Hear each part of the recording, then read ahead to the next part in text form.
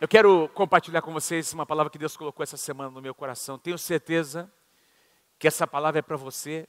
Já preguei, já ouvi mensagens sobre esse texto, mas Deus colocou um novo enfoque. Deus me levou a essa passagem bíblica, trazendo um novo enfoque ao meu coração. E eu tenho certeza que se você está aqui, Deus te trouxe aqui para ouvir essa palavra. Eu vou compartilhar com vocês um momento muito importante, uma experiência muito importante que o povo de Israel teve. Israel representa nós, a igreja. Aliás, nós encontramos no Novo Testamento o Israel que estava peregrinando no deserto, sendo chamado de a igreja no deserto. Então esse povo que saiu do Egito é uma figura de nós. Essa jornada entre o Egito e a Terra Prometida, passando pelo deserto, representa a nossa jornada como crentes, como cristãos, como homens e mulheres de Deus. Nós estamos numa jornada. Diga para quem está pertinho de você, você e eu estamos numa jornada. Amém? E essa jornada reserva para nós muitas vitórias. Quem pode dizer amém? Mas também nos reserva momentos de desafios, nos reserva alguns obstáculos, nos reserva algumas situações que nós muitas vezes chamamos de contraditórias, mas que em cada uma delas Deus quer manifestar o seu milagre. Queridos, Êxodo capítulo 15, a partir do versículo 22, deixa eu compartilhar com você aqui o contexto. Se você tem a sua Bíblia, acompanhe comigo aí, eu vou mostrar para você o que estava acontecendo um pouco antes. Os israelitas haviam acabado de sair, acabado de cruzar o Mar Vermelho. 3 dias antes, Deus tinha dado aquela grande vitória, quando o exército do faraó foi totalmente tomado pelas águas do Mar Vermelho. E foi um grande acontecimento que teve uma repercussão muito grande, elevou a moral do povo, trouxe confiança ao coração do povo, foi uma grande celebração, não é? E a Bíblia diz, a Bíblia nos mostra que as nações ficaram sabendo. Imagine Faraó retornando com alguns daqueles soldados para o Egito, o exército mais poderoso que havia na face da terra, e Faraó tendo que reconhecer a grandeza do Deus de Israel. Quem pode dizer amém? Imagina o relatório que ele deu, imagina a repercussão nas nações. Tanto que é verdade isso, que quando os espias entram, não é? 40 anos depois, quando eles entram e são recebidos por Raabe, lembra dessa história? Raabe declara, olha, nós ouvimos falar, as nações, chegou até nós a fama do Deus de vocês. Existe medo no nosso coração, existe muito temor no nosso coração, porque nós reconhecemos que o Deus de Israel é maior do que os deuses dessa terra. A própria Raabe reconheceu. E se você abrir a sua Bíblia no capítulo 15, aliás, se você voltar um pouquinho no capítulo 14, os últimos versículos do capítulo 14 mostram essa grande vitória, não é? O exército do faraó sendo derrotado. Diz que Israel, o último versículo do capítulo 14, Israel viu o grande poder do Senhor contra os egípcios, temeu o Senhor e colocou nele a sua confiança, como também em Moisés. Então, o povo eleva a sua confiança em Deus e em Moisés como seu líder, como seu pastor. Eles reconhecem a liderança de Moisés. Eles honram Moisés como seu líder. E no capítulo 15, até o versículo 22, do versículo 1 ao versículo 21, nós encontramos o cântico, o primeiro cântico escrito na Bíblia. Não é? O primeiro cântico da palavra de Deus que foi composto por Moisés. Moisés compõe essa canção, uma canção linda. Se você tiver tempo, depois leia na sua casa o que Moisés vai declarando sobre a grande vitória do Senhor, que derrotou o faraó e o seu exército, não é? Que dando grande vitória a Israel. E aí a Bíblia diz no finalzinho, aliás, versículo 20 e 21, que Miriam, a irmã de Moisés e de Arão, ela pega um tamborim, vocês se lembram desse momento, e ela começa a dançar no meio do arraial de Israel, e todas as mulheres saem com ela dançando, celebrando ao Senhor. Quem aqui acha que é maravilhoso nós celebrarmos a vitória do Senhor? Diga amém. Como é bom nós nos reunirmos numa reunião como essa, para a gente celebrar o que Deus faz, falar dos feitos de Deus, exaltar o nome do Senhor, não é? Falar das suas maravilhas. E isso é muito importante, muito lindo, é algo que nós precisamos viver. Eu gosto demais desses momentos, e o Paulinho sabe, não é? O pessoal da música sabe que para mim, não é? No meu coração, um culto como esse tem que ter celebração. Nós precisamos sempre celebrar a vitória do Senhor. Nas células nós vamos celebrar a vitória do Senhor. Em casa nós somos falar dos feitos do Senhor. Na igreja, quando nós nos reunimos, nós precisamos fazer menção do nome do Senhor. Aliás, foi dito aqui profeticamente que o nome do Senhor, ele tem poder para mudar qualquer coisa. Diga amém se você crê. E eles celebraram o nome do Senhor, mas chegou o dia seguinte e a nuvem começou a caminhar, não é? E a nuvem agora segue a direção de Deus. E acontece isso que eu vou ler com vocês a partir do versículo 22. Depois Moisés conduziu Israel desde o Mar Vermelho, onde houve esse grande milagre, até o deserto de Sur, durante 3 dias. Diga comigo, 3 dias. Durante 3 dias, eles caminharam no deserto sem encontrar água. Então chegaram ao lugar chamado Mara, mas não puderam beber as águas de lá, porque eram águas amargas. Esta é a razão por que o lugar chama-se Mara. E o povo começou a reclamar, o mesmo povo que 3 dias antes estava exaltando o nome do Senhor e levantando Moisés, honrando Moisés como seu líder, diz que ele começou a reclamar a Moisés, dizendo: o que nós beberemos?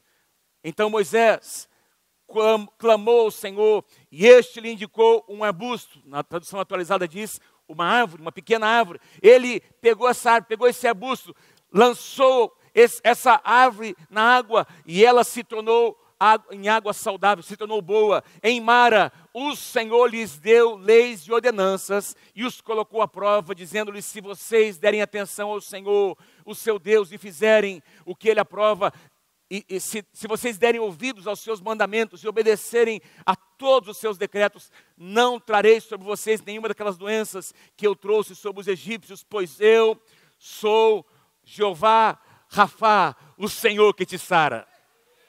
Eu sou Jeová Rafá, eu sou o Senhor que te sara. Aqui foi a primeira ocasião em que Deus se revelou a Israel como Jeová Rafá. Quem que crê que o nosso Deus é Jeová Rafá? Esse é um dos nomes de Deus, o Senhor que sara. Amém? Fala para alguém pertinho de você: Jeová Rafá está sobre a tua vida, cuidando de você. Amém? Jeová Rafá é mencionado aqui, Deus se revela a eles. Foi uma das maneiras como Deus, lembra quando Deus envia Moisés, e Moisés pergunta para Deus: Senhor, o que é que eu vou dizer quando Faraó perguntar quem é que te enviou? Diga a ele: o eu sou te enviou. E aí Deus foi se revelando, dizendo quem ele era. Ao longo de todo o Antigo Testamento e o Novo Testamento, Jesus continua essa revelação. E essa foi uma das revelações quando Deus se manifesta a Moisés e ao seu povo, dizendo: eu sou Jeová Rafá, o Deus que cura as tuas enfermidades, o Deus que te sara. E esse Deus permanece presente hoje aqui nessa manhã. Depois desse acontecimento, chegaram a Elim, um outro lugar, ali pertinho de Mara, onde havia 12 fontes de água e 70 palmeiras. E acamparam junto àquelas águas. Meu irmão, presta atenção. 2 lugares absolutamente distintos, muito próximos um do outro. E eu fico me perguntando, ao ler essa passagem, por que Deus não conduziu? Por que a nuvem não foi direto para esse lugar onde havia 12 fontes? E eu não quero ser místico aqui, eu não sei por que 12. 12 é o número de governo. Eu quero ser muito simples. 12 tribos de Israel, havia pelo menos uma fonte para cada tribo. Nós estamos falando aqui de abundância. Nós estamos falando de um oásis no meio do deserto.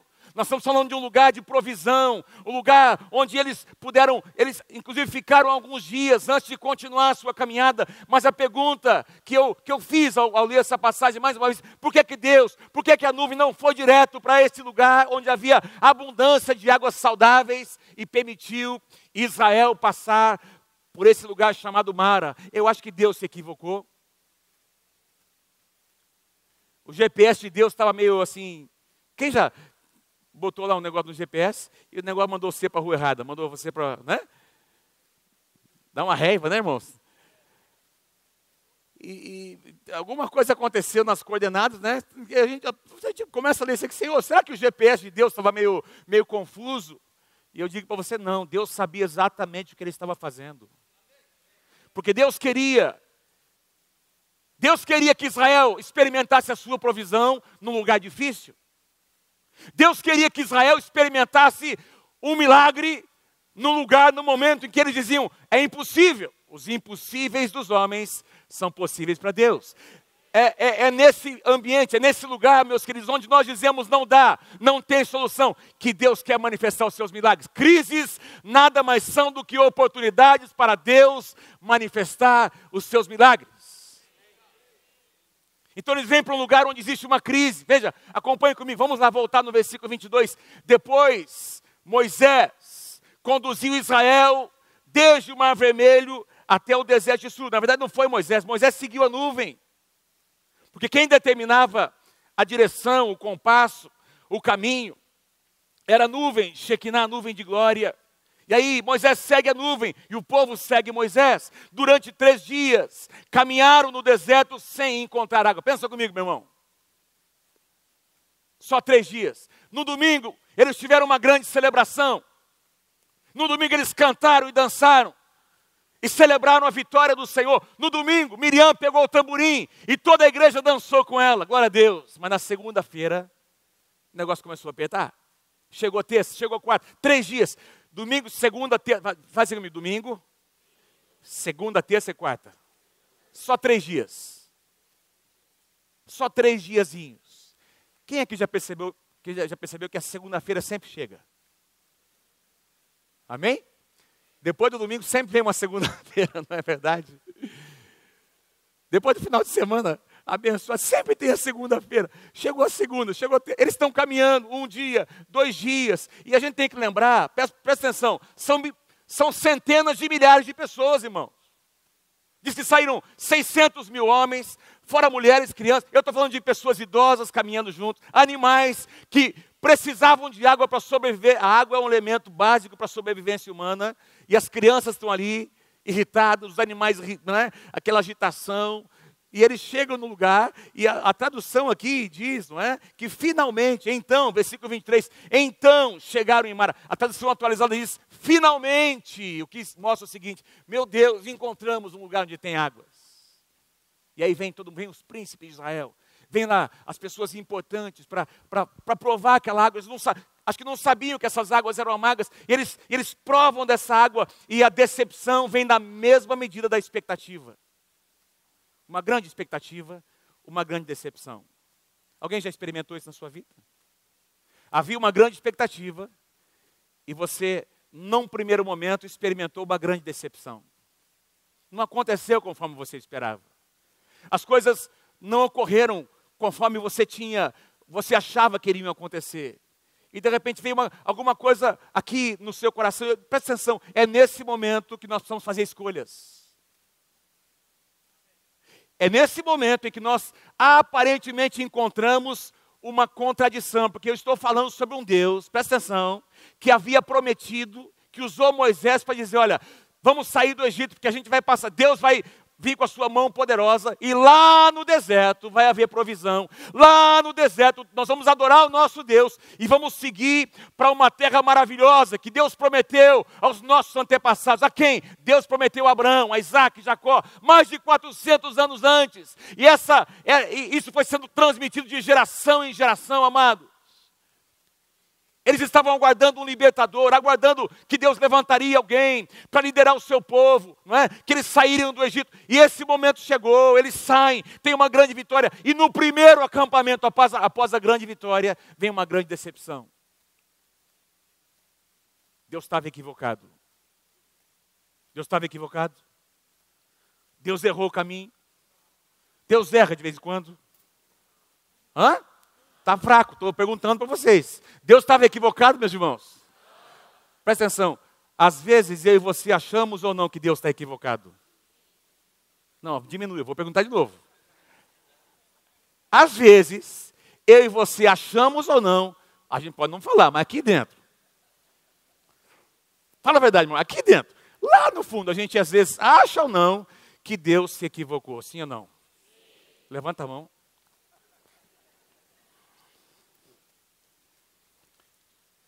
Deus não estava equivocado. Deus sabia exatamente onde Ele queria que Israel estivesse e o que Israel aprendesse. Para mim, a chave está no versículo 25. Põe para mim lá, por favor. E a gente vai voltar daqui a pouquinho. Será que eu... Põe mais um, por favor. Mais um. Aí, esse. Versículo 25. A segunda parte do versículo 25 diz assim: em Mara, o Senhor lhes deu leis e ordenanças e os colocou à prova. Vamos ler comigo lá? Vamos lá? Em Mara, o Senhor lhes deu leis e ordenanças e os colocou num lugar amargo, num lugar difícil, num lugar onde aparentemente não houve provisão, num lugar onde aparentemente havia uma contradição. Que Deus que é esse? Que Deus que é esse? Que Deus incoerente que é esse? Parabéns, Deus. Parabéns. Puxa, o Senhor é um Deus bacana. 3 dias atrás, Faraó é envergonhado, todos os seus exércitos são mortos. O Senhor é um Deus.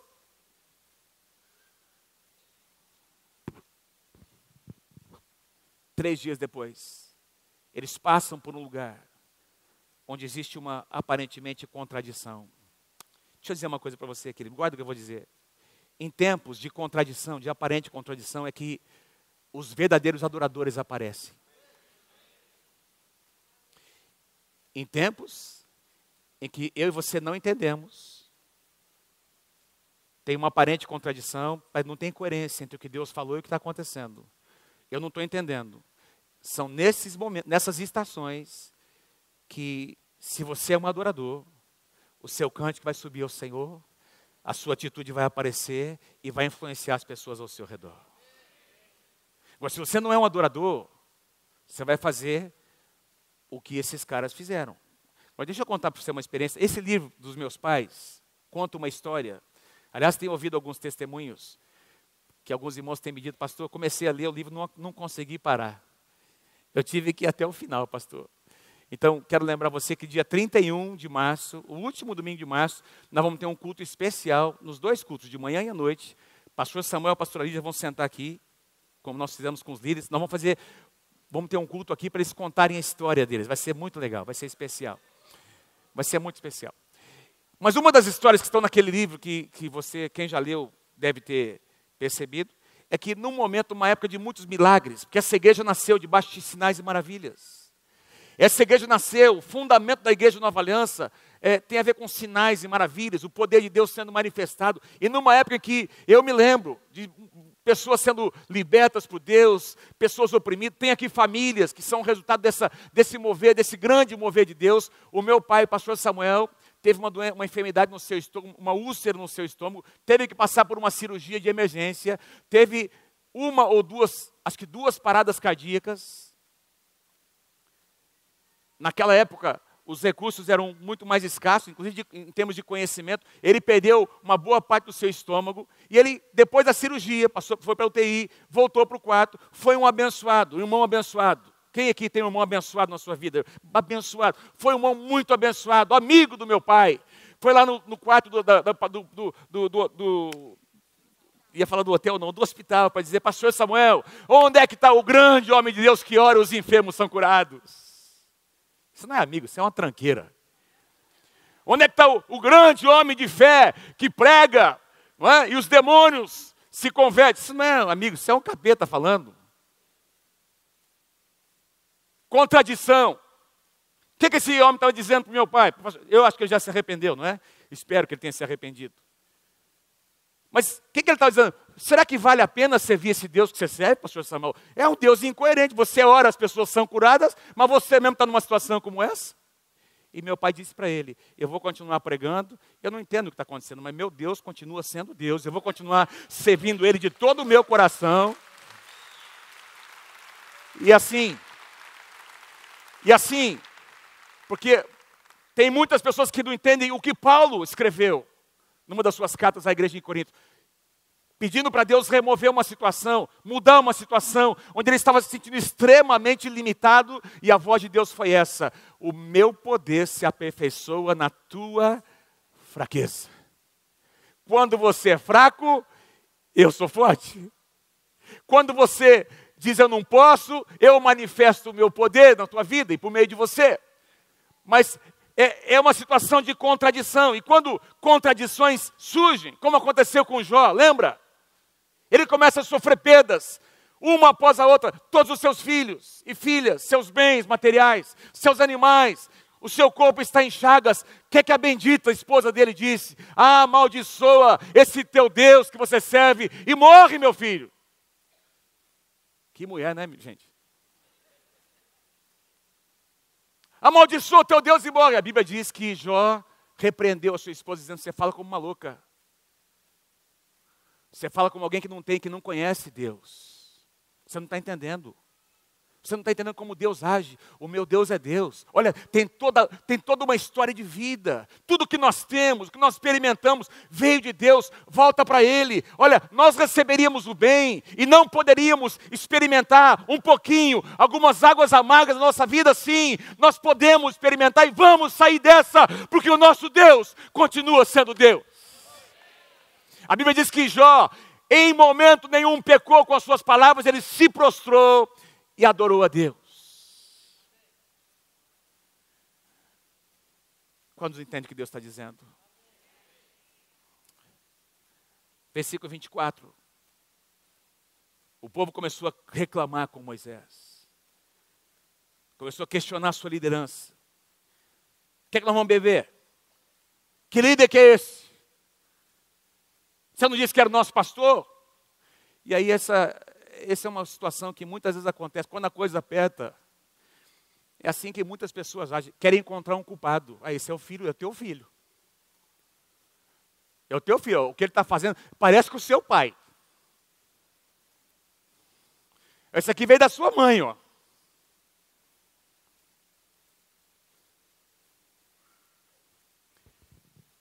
Aí o líder é culpado, o pastor é culpado, todo mundo é culpado. Porque a questão não é achar um culpado, ninguém é culpado.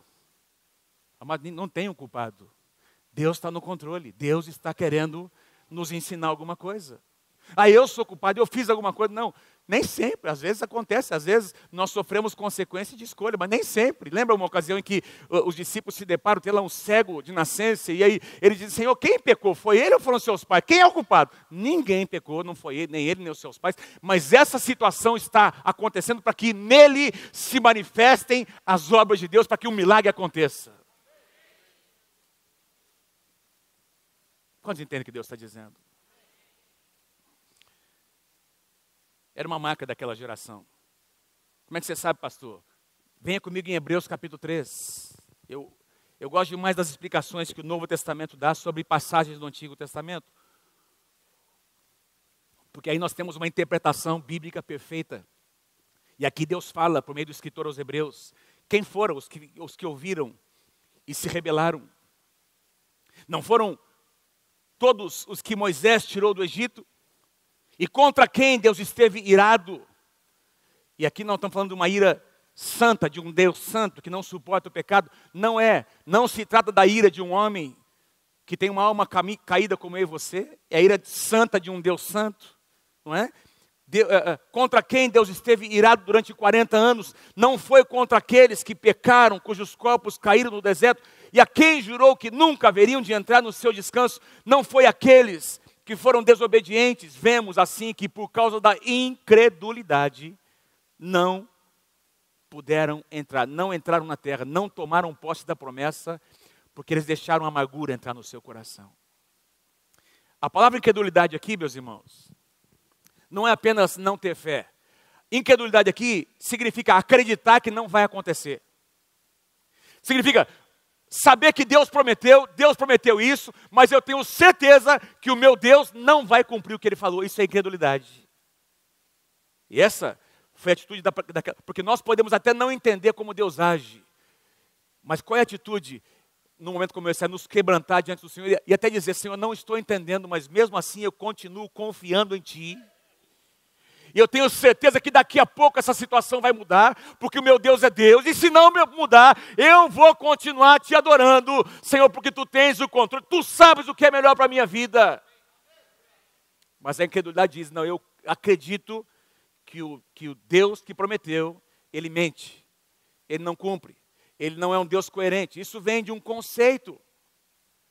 E é sobre isso que eu quero falar com vocês, porque aquelas águas amargas, meus queridos, representavam eu quero sugerir a vocês que essas águas amargas representavam as águas do coração, as fontes do coração do próprio povo dessa primeira geração. E eu quero falar sobre esse coração amargo. Põe para mim o próximo slide. E depois nós vamos voltar lá na passagem para a gente concluir. Um coração amargo, algumas coisas que acontecem. Eu não vou falar sobre o que produz, vou citar talvez algumas coisas, mas eu quero falar sobre os efeitos de um coração amargo, que se tornou amargo. O primeiro deles, um coração amargo, ele é um coração que distorce o conceito de Deus como Pai. Eu esqueci de colocar ali, não é? Ele distorce o nosso conceito de Deus como um Pai. A pessoa não consegue acreditar que Deus é Pai. Quem aqui crê que Deus é Pai?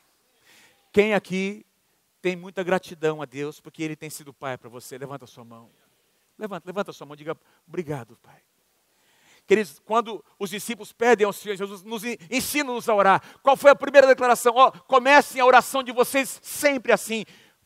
Pai nosso, que estás nos céus, santificado seja o teu nome. Nós cantamos nessa manhã, não é? Eu não temerei. Aliás, o Paulinho começou a cantar essa canção. Eu não temerei. Aliás, não foi essa. Foi sobre o pastor, não é? O Senhor é o meu pastor, nele não tenho falta. Não é isso, Paulinho, que você cantou? Quem pode dizer nessa manhã, o Senhor é meu pastor? Nada me faltará. Nada, nada, nada. Amém? Você poderia dizer para quem está pertinho de você? Olha, o Senhor é o teu pastor. O Senhor é teu Pai. O Senhor cuida de você, de nós. Nada vai nos faltar. Mas eles não conseguiam. Sabe por quê? Presta atenção no que eu vou dizer a vocês. Esse povo nasceu debaixo de escravidão. Apesar de ouvir por gerações que haveria um libertador, haveria uma libertação, eles tinham uma mentalidade de escravos. Eles haviam sofrido tanto que eles não conseguiam acreditar que Deus tinha provisão, que Deus tinha livramento, que Deus era Pai. Vocês estão comigo, gente? E aí Deus está se manifestando como um Pai, e eles não conseguem sentir o amor de Deus, não conseguem acreditar. Eu não sei a tua história. Talvez você não teve uma referência de pai na tua vida. E talvez quando se fala em liderança, não é? Uma referência de líderes, pastores, para você é algo de pensar em Deus como Pai. Não, Jesus como meu irmão mais velho, tudo bem, mas Deus Pai. Tem gente que tem muita dificuldade de se relacionar com Deus como Pai. Eu quero declarar sobre a tua vida nessa manhã, em nome do Senhor Jesus, que Deus cure o teu coração. Que Deus cure o teu coração. Tem gente que traz marcas de amargura no seu coração, porque não conseguem sentir o amor de Deus como Pai. E essa geração não conseguia sentir. Em segundo lugar, o coração amargo nos afasta das pessoas que nós mais amamos. É verdade ou não é? O coração amargo nos afasta de quem poderia nos ajudar. Quem poderia estender a mão. Eu vejo às vezes pessoas saindo, deixando de congregar, deixando de participar do corpo de Cristo, por causa de algumas coisinhas tão pequenas que aconteceram. E aí você acompanha a trajetória dessa pessoa e você vê que ele se tornou um errante na terra. Ele nunca para, ele não se permite ser conhecido por alguém. Nunca consegue estar plantado no lugar, prestar contas para pessoas. E ele se afasta das pessoas que mais poderiam ajudá-lo. Deixa Deus curar o teu coração. Deixa Deus curar o teu coração. Quem sabe alguns de vocês, Deus trouxe aqui para revelar a você que essa é a casa onde você vai ser curado. Vou dizer de novo, quem sabe Deus trouxe alguns de vocês para revelar que essa é a casa onde você vai ser curado. Esse é o lugar onde Deus vai ministrar a cura ao seu coração, onde Ele vai colocar na sua vida pais espirituais para cuidar de você. Diga amém se você crê em nome de Jesus. Poderia citar muitos exemplos na palavra. Um deles, talvez o mais forte, José. A Bíblia diz, em Gênesis capítulo 49, os flecheiros atiram contra ele flechas de amargura, mas o seu arco permanece firme. José fez uma escolha. Eu não vou deixar a amargura entrar no meu coração. E quando José teve o poder para se vingar, ele decidiu perdoar. Presta atenção. Quando José teve o poder de se vingar, ele decidiu perdoar e abençoar. E aí Deus deu mais influência. Aí Deus coloca José num lugar de mais destaque ainda, para abençoar a sua casa. Louvado seja o nome do Senhor. Um coração amargo contamina o ambiente. Veja, aquela murmuração que a gente lê ali em Êxodo capítulo 15, começou no coração de algumas pessoas, quem sabe algumas pessoas de influência. Ah, tá vendo? Ó, tá passando, tá acabando a água, não estou vendo nenhuma fonte. Ó, não sei. Ó, lá no Egito, nós acho que nós entramos numa enrascada. E esse negócio começou a crescer, esse negócio começou a contaminar. Quem já viu o negócio da multidão, não é? Você vai às vezes no campo de futebol, você vê esse negócio acontecendo. O juiz faz uma palhaçada, alguma coisa lá, e começa um aqui, outro ali, daqui a pouco, todo mundo, aquela multidão, parece que toma, e foi isso que aconteceu. Começou no coração de alguém. Esse questionamento, essa dúvida, começou no coração de poucas pessoas e começou a contagiar, e de repente todo mundo estava questionando a liderança de Moisés e a fidelidade de Deus. Porque um coração amargo, ele afeta o ambiente. Ele afeta o ambiente. A Bíblia diz que um coração amargurado é como a raiz de uma árvore que produz um fruto. E as pessoas ao redor dessa árvore vão comer desse fruto amargo e vão se tornar amargas também. Que Deus cure o nosso coração. Que Deus cure o nosso coração. Se alguém fez alguma coisa para você, se tem alguma coisa não resolvida, cuidado com quem você conversa. Tem gente que não vale a pena você abrir seu coração, não vai adiantar nada. Essas pessoas não têm o que te dar, elas não têm o poder de te ajudar. Procure as pessoas certas e abra o seu coração e resolva aquela situação. Amém, queridos? Libere perdão. Às vezes falar por falar, não vai, um fala, o outro fala, e vai aumentando, e aí o negócio que era pequenininho. Quem já teve uma experiência, você ouviu alguma coisa de alguém que você não devia ter ouvido? Essa pessoa contou que ela teve um problema com uma terceira pessoa, você ficou muito bravo, você ficou indignado, mas você nem ficou sabendo que eles já se acertaram, e você ficou, o seu coração ficou magoado, ficou ferido por alguma coisa que aconteceu com alguém que você não tinha nada a ver, e os dois se acertaram, e você continuou. Quem ficou com o problema foi você.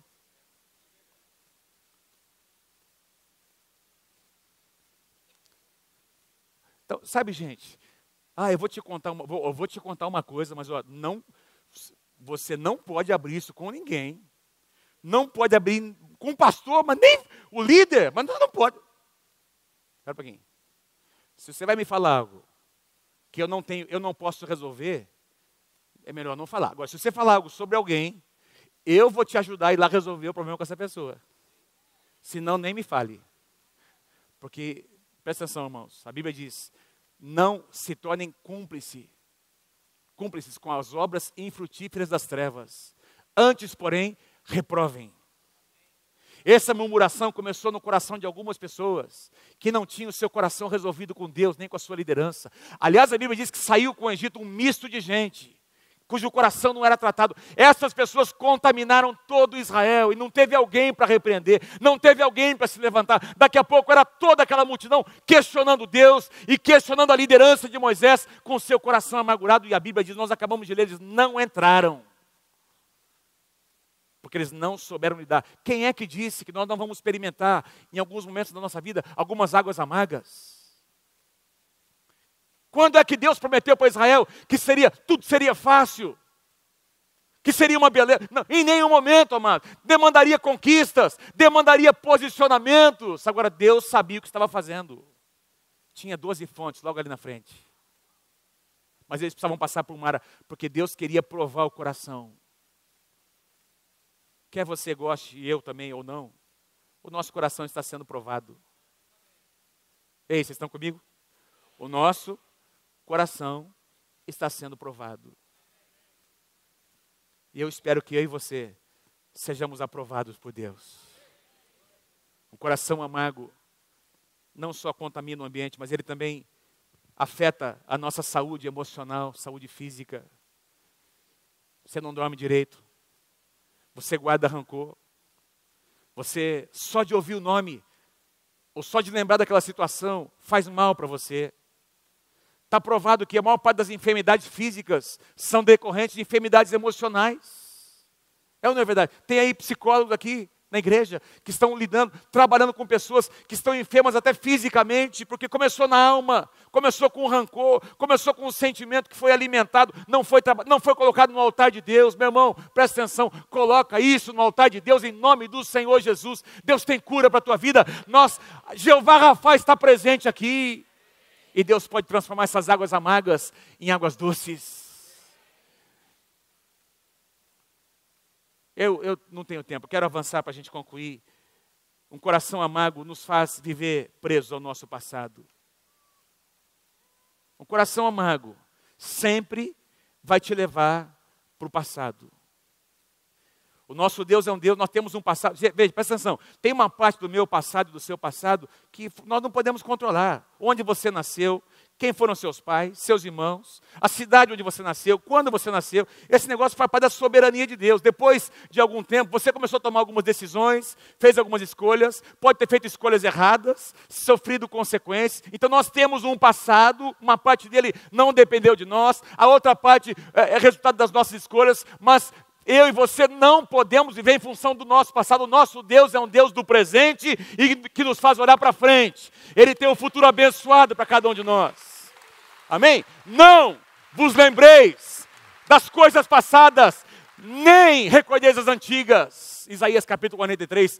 Aquele que está em Cristo, nova criatura é. As coisas velhas já passaram e tudo se fez novo. Eu tenho repetido uma frase em muitas mensagens minhas que eu prego fora aqui da nossa cidade. Não importa o passado que você teve, Deus tem um futuro maravilhoso reservado para cada um de nós. Eu creio nisso. Louvado seja o nome do Senhor. Vamos voltar para Êxodo capítulo 15. Os músicos podem vir, por favor. Paulinho. Vamos concluir. Versículos 25 e 26. Então Moisés fez o que um homem de Deus deve fazer. Ele clamou ao Senhor. E este lhe indicou um arbusto. Na tradução atualizada diz uma árvore. E ele lançou essa árvore na água. E essas águas amargas agora são transformadas em águas doces, águas boas, água boa, água potável. Em Mara, o Senhor lhes deu leis e ordenanças, e os colocou à prova, dizendo: se vocês derem atenção ao Senhor, seu Deus, se vocês fizerem o que Ele aprova. Quem quer fazer o que Deus aprova, diga amém. Quem quer dar atenção a Deus, diga amém. Nessa manhã Deus está chamando a tua atenção. Quem recebe? Diga eu recebo. Deus está nos chamando. Se vocês derem atenção ao Senhor, se vocês fizerem o que Ele aprova, se derem ouvidos aos seus mandamentos, aos seus princípios, à sua palavra. Quem quer ouvir? Quem quer dar ouvidos à palavra do Senhor? Se vocês derem ouvidos, e se vocês obedecerem aos seus decretos, não trarei sobre vocês nenhuma das enfermidades que eu trouxe sobre os egípcios, porque eu sou Jeová Rafa. Eu sou o Senhor que te cura. Moisés enxerga uma árvore. Jesus é a árvore da vida. Jesus é a árvore da vida. Vou dizer de novo, Jesus é a árvore da vida. E você precisa pegar essa árvore e tocar nas águas do teu coração. Moisés pega aquela árvore. Moisés coloca nas águas amargas. E essas águas eram ali uma fonte que representava o coração de todo aquele povo de Israel. E no momento em que essa árvore toca as águas, elas são transformadas em águas saudáveis. A experiência com Jesus muda as fontes do teu coração, do meu coração. Precisa mudar, meu irmão. A mudança acontece de dentro para fora. E as pessoas começam a sentir, porque Jesus disse: quem crê em mim, do seu interior fluirão rios de águas vivas e saudáveis. Por quê? Porque as pessoas ao nosso redor vão beber dessa fonte. Agora, nós encontramos também no Novo Testamento essa declaração: pode uma mesma fonte jorrar águas amargas e águas doces? Águas saudáveis e águas impuras? Não, é uma escolha que nós fazemos. Se a árvore da vida estiver presente no seu coração, sobre tudo que se deve guardar, guarda o teu coração, porque dele procedem as fontes. Se a árvore da vida tocar o teu coração, se você for uma pessoa que tem Jesus, se você entender o que Jesus está dizendo, os desafios, como Jesus quer te abençoar, se você entender que é em Jesus que está a tua vitória, essas águas serão transformadas. E as pessoas vão começar a falar: o que está acontecendo? Alguma coisa mudou. Alguma coisa mudou. Antes eu tentava abraçar essa pessoa. Nem um abraço ele queria receber, porque uma pessoa que está machucada, ela não sente amor das pessoas. Você pode tentar fazer o que você quiser, tem um buraco na sua alma. Mas quando Jesus começa a visitar o coração de alguém e cura essa pessoa se torna um veículo da bênção de Deus para as pessoas. E todo mundo percebe.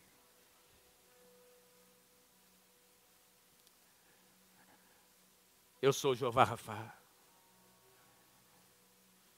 Eu queria cantar, pastor Paulinho, se você puder, nós cantamos uma das canções no começo. Eu não temerei, pois o Senhor comigo está. Eu posso ver a luz que está vindo ao coração que espera. Haverá um fim para os problemas, mas até que chegue esse dia, eu vou te louvar. Ele nunca me deixou, o Senhor nunca me deixou, na tempestade ou na paz. Quando veio o bem ou quando veio o mal. Quando eu tomei de águas saudáveis e quando eu experimentei algumas águas amargas. Meu irmão, minha irmã, presta atenção. Olha para trás, lembra quantas vezes eu e você experimentamos águas amargas? Durante a nossa trajetória, nós vamos passar algumas vezes por Mara, mas daqui a pouquinho tem 12 fontes nos esperando ali na frente. Faz parte da nossa trajetória. De vez em quando experimentar algumas águas difíceis. Eu poderia contar experiências, e mais experiências que eu vi meus pais passarem na nossa casa. Essa igreja que tem 55 anos de existência, perdas, situações difíceis. Nós, em alguns momentos, tivemos que beber dessas águas, mas Jeová Rafá esteve presente em todas elas. E alguma coisa aconteceu aqui dentro. Nós trazemos marcas, porque Jeová Rafá nos visitou em cada uma delas. Louvado seja o nome do Senhor. Quem pode dar um aplauso ao Senhor Jesus nessa manhã? Quem pode dar um aplauso? Se é para Jesus, aplauda Ele com toda a sua força. Se é para o Senhor Jesus, aplauda Ele. Reconheça a grandeza dEle sobre a tua casa. Jeová Rafá. Jeová Rafá está presente.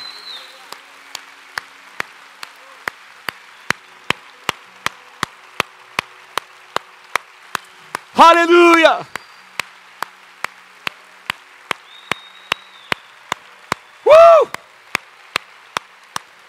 Pode cantar. Aleluia!